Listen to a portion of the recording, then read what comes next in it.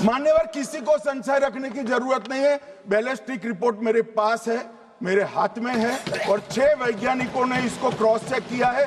सुबह 4:46 पर फोन पर मुझे 6 ने वीडियो फोन पर कहा है कि 100% वही गोलियां हैं जो वहां चलाई।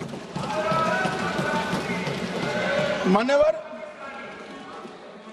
ये हमारे देश की सेना, सीआरपीएफ और जम्मू कश्मीर पुलिस, ये तीनों का एक साझा बहुत बड़ा कामयाबी है, जिस पर 140 करोड़ को नाज होना चाहिए, देश की जनता को नाज। मैं इस ऑपरेशन महादेव के बारे में थोड़ा डिटेल में बताना चाहूंगा। ऑपरेशन महादेव की शुरुआत 22 मई 2025 को, एक प्रकार से तो जिस दिन हत्या हुई थी उसी दिन रात को 22 मई 2025 को हुई। जिस दिन हत्या हुई थी उसी दिन रात को एक सुरक्षा मीटिंग की गई थी जम्मू कश्मीर में। ये पूछ रहे थे, कोई गए नहीं, सिर्फ राहुल गांधी गए। अब आपकी आंख कौन से चश्मे से देख रही है मुझे मालूम नहीं माननीय अध्यक्ष जी। 1 बजे हमला हुआ, मैं 5:30 बजे श्रीनगर में उतर चुका था। माननीय अध्यक्ष जी, अरे सुनो सुनो, मैं बताता हूं ना 22 में, सुनो ना प्लीज, धैर्य रखकर सुनो, हमने आपको नहीं टोका है, सुनना पड़ेगा भाई, ऐसे नहीं चलेगा। माननीय अध्यक्ष जी, नहीं, पर बैठे बैठे मत बोलिए आप भी। माननीय अध्यक्ष जी, 23 अप्रैल को टिप्पणी मत करिए। एक सुरक्षा मीटिंग की गई।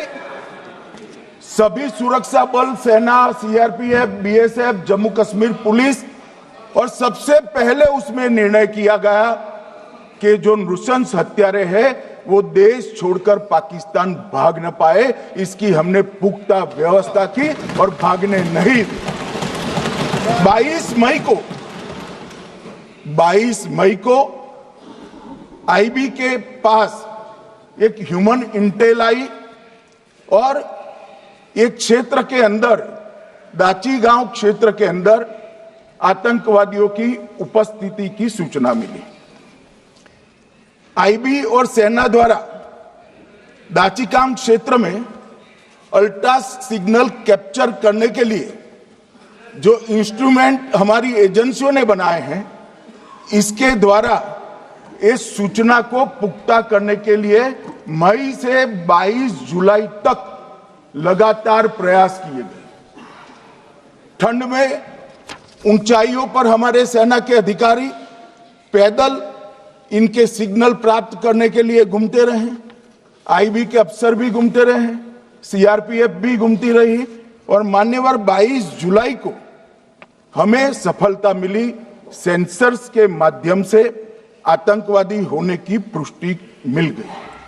तब 4 पैरा, जो हमारी सेना का एक हिस्सा है, उसकी नेतृत्व में 4 पैरा के जवान, सीआरपीएफ के जवान और जम्मू कश्मीर पुलिस के जवान मान्यवर एक साथ ये आतंकवादियों को घेरने का काम किया। सेना, सीआरपीएफ, जम्मू कश्मीर पुलिस की मीटिंग भी की गई। जो 5 ह्यूमन एसेट्स थे उनको भी वहां भेजा गया, और कुल मिलाकर कल जो ऑपरेशन हुआ, इसमें हमारे निर्दोष नागरिकों को मारने वाले तीनों आतंकी मौत के घाट उतार दिए। मान्यवर, तीनों के नाम मैंने बताए हैं, सुलेमान उर्फे फैजल जट, अफगान और जिब्रान। मान्यवर, वो तो एक आशंका थी कि यही लोगों ने घटना की है, मगर मैं बाद में एनआईए की जांच पर आता हूं, एनआईए ने पहले से ही इनको, जिन्होंने आसरा लिया था, वो लोगों को गिरफ्तार कर रखा था। उनको खाना पहुंचाने वाले लोगों को अपने कब्जे में रखा था। तो जब आतंकवादियों के शव श्रीनगर आए, इनसे पहचान कराई गई। 4 लोगों ने पहचान लिया, यही 3 लोग थे जिन्होंने पहलगांव में आतंकी घटना को। मगर हमने इस पर भी भरोसा नहीं किया मान्यवर, कोई जल्दबाजी नहीं की। हमने जो आतंकी घटना स्थान से कारतूस मिले थे, वो कारतूस का एफएसएल रिपोर्ट पहले से करा कर रखा था और चंडीगढ़ सेंट्रल एफएसएल के अंदर बैलिस्टिक रिपोर्ट के आधार पर उनका रिपोर्ट तैयार था। जब ये कल आतंकवादी मारे गए, इनकी 3 राइफलें पकड़ी गई। एक M9 अमेरिकन राइफल थी और 2 AK-47 राइफल थी। जो कारतूस मिले थे वो भी M9 और AK-47 के भी थे, मगर हमने इससे भी संतोष नहीं माना। ये राइफलों को एक विशिष्ट विमान के द्वारा कल रात को 12 बजे चंडीगढ़ पहुंचा गया और पूरी रात फायरिंग कर इसके भी खाली खोखे जनरेट किए गए। 2 खोखों का मिलान किया गया, राइफल की नाली और निकले हुए खोखों का भी मिलान हो गया। तब ये तय हो गया कि इन्हीं 3 राइफलों से हमारे निर्दोष नागरिक मारे गए। और मान्यवर, आज मैं सदन को बताते हुए बहुत खुश हूं। मोदी जी ने ऑपरेशन सिंदूर कर आतंकवादियों को जिन्होंने आतंकवादियों को भेजा था, उनके आकाओं को जमीन में मिलाने का काम किया था। सेना और सीआरपीएफ ने वो आतंकवादियों को भी समाप्त कर दिया। और मान्यवर,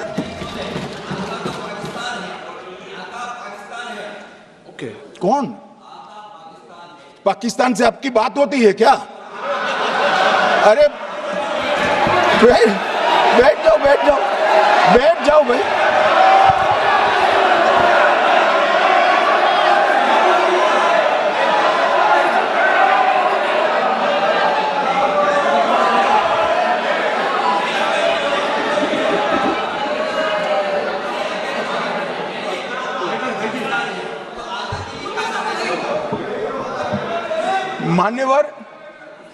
मान्यवर मैं बताता हूं कैसे इनके आका मारे गए, वो भी नाम के साथ बताता हूं, जगह के साथ बताता हूं, घंटे, मिनट और सेकंड के साथ बताता हूं। मान्यवर मैं तो अपेक्षा करता था कि जब ये सूचना सुनेंगे पक्ष विपक्ष में खुशी की लहर दौड़ जाएगी, मगर ये स्याही पड़ गई इनके चेहरे। ये क्या है मान्यवर, किस तरह की पॉलिटिक्स? भाई आतंकवादी मारे गए, आपको इसका भी आनंद नहीं है?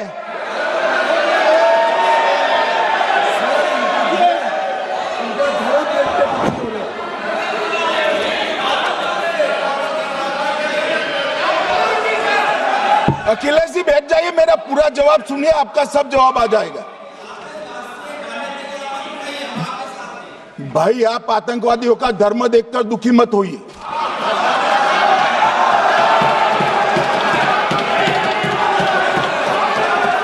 अखिलेश बैठ जाइए यार।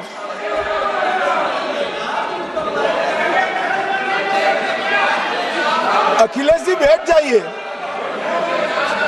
मान्यवर, किसी को संशय रखने की जरूरत नहीं है। बैलिस्टिक रिपोर्ट मेरे पास है, मेरे हाथ में है और 6 वैज्ञानिकों ने इसको क्रॉस चेक किया है।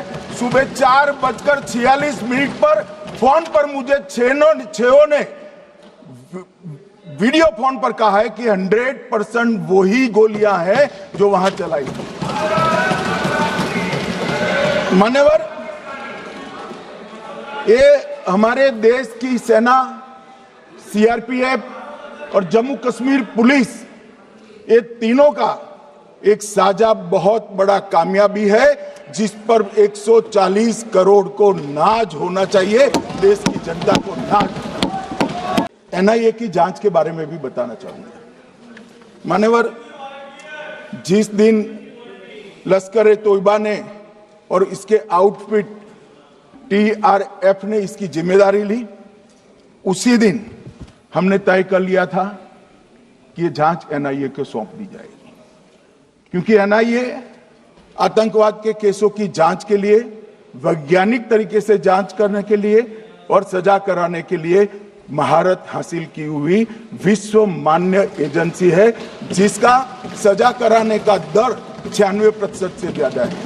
मान्यवर, हमने तुरंत ही इसकी जांच एनआईए को दे दी। हमने पूरी व्यवस्था की, सेना, बीएसएफ, सीआरपीएफ और जम्मू कश्मीर पुलिस ने कि ये लोग देश छोड़कर भाग न जाए। और मान्यवर, इसकी जांच की शुरुआत हुई। एक थकाने वाली बहुत लंबी जांच हुई है। जांच के दौरान मृतक के परिजन जो साथ में थे, उनको सभी को चर्चा किए गया। पर्यटकों, खच्चर वालों, पोनी वालों, फोटोग्राफर, कर्मचारियों, विभिन्न दुकान में काम करने वाले लोगों, कुल मिलाकर 1055 लोगों की लंबी 3000 घंटे से ज्यादा पूछताछ इंफॉर्मेशन के लिए की गई और इस सबको वीडियो पर रिकॉर्ड कर दिया गया। और बाद में इसके आधार पर स्केच बनाया गया और ढूंढते 22/6/25 को एक बशीर की पहचान की गई और परवेज की पहचान की गई, जिन्होंने आतंकवादी घटना के अगले दिन आतंकवादियों को शरण दी थी। उनको अपने ढोक में रखा था। वो दोनों को गिरफ्तार कर लिया गया। अब वो हमारी कस्टडी में है। दोनों गिरफ्तार अपराधियों ने खुलासा किया कि 21/4/25 की रात को 8 बजे 3 आतंकवादी बेसरन से लगभग 2 किलोमीटर दूर स्थित परवेज ढोक में आए थे। आतंकवादियों के पास AK-47 और M9 कार्बाइन थी। जो 2 आतंकवादियों ने काली पोशाक पहनी थी और एक ने छद्म वेश किया था। खाना खाया, चाय पी और ढोक से निकलते वक्त कुछ खाना, नमक, मिर्च और मसाले लेकर वो चले गए। मान्यवर, उस वक्त हमने जिन खोखो को रिकवर किया था, इसको हमने चंडीगढ़ FSL में टेस्टिंग के लिए भेज दिया। और जब चंडीगढ़ FSL में टेस्टिंग के लिए भेजा गया तो वही राइफल से एपको आतंकी हमला हुआ था, वो भी निश्चित हुआ। तो आज इसके साथ साथ दूसरे एपको आतंकी हत्या को अंजाम देने वाले आतंकियों का भी इसके साथ ही समाप्ति हुई है, उनको मार दिया गया है। मान्यवर, और इसके बाद में स्केच बनाया गया। गिरफ्तार किए गए दोनों आरोपियों की माता जो थी, इन्होंने ये तीनों आतंकियों के मृतदेहों को पहचान लिया है। दोनों आतंकवादी घटना में साथ लेने वाले उनके साथियों ने भी पहचान लिया है। और अब उसकी FSL की पुष्टि भी आज सुबह 4 बजे हो गई थी। अब मैं जांच का पूरा ब्यौरा बताना चाहता हूं। मान्यवर, ये हमले में 3 पाकिस्तानी आतंकवादी थे। हमले में 2 AK-47 और 1 M9 कार्बाइन का प्रयोग किया गया था। और अब जो पकड़े गए हैं, इसके सुलेमान के कारण एपको का मामला भी आज रिजॉल्व हो रहा है और आतंकवादियों को पनाह देने वाले 2 स्थानीय लोगों को भी इस केस में पकड़ लिया गया है। ऑपरेशन महादेव में मारे गए 3 आतंकी पहलगाम आतंकी हमले के हमलावर थे। इस बात की पुष्टि कितनी पुख्ता तरीके से की गई है, इसकी जानकारी खुद देश के गृह मंत्री अमित शाह ने दी है। उन्होंने बताया है कि कैसे रात भर जांच चलती रही और एनकाउंटर के बाद सुबह 4 बजे के बाद उन्हें वीडियो कॉल पर 6 वैज्ञानिकों ने इस बात की पुष्टि की कि हां, ये वही आतंकी थे, यही गोलियां थीं जिनका हमले के लिए पहलगाम में इस्तेमाल हुआ। भारत ने पूरे तरीके से पुख्ता जांच के बाद यह बात पूरी दुनिया को देश की सदन से बताया है, ताकि मालूम चल जाए किस तरह से पाकिस्तान और उसके आतंकी इस हमले में शामिल थे। ब्यूरो रिपोर्ट, भारत तक।